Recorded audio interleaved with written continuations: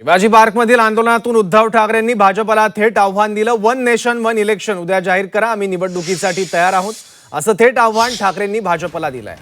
Nation म्हणजे काय हे आता दाखवून द्यायचं आहे, राष्ट्राची ताकद सत्ताधाऱ्यांना दाखवून देण्याची संधी आलेली आहे, असा टोला त्यांनी लगावलाय।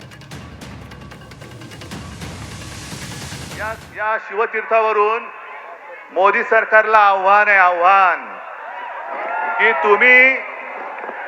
तुम्हाला वन नेशन वन इलेक्शन घ्यायचे ना, आत्ता जाहीर करा। उद्या निवडणूक, देशाची निवडणूक आत्ता जाहीर करा, आम्ही तयार आहोत।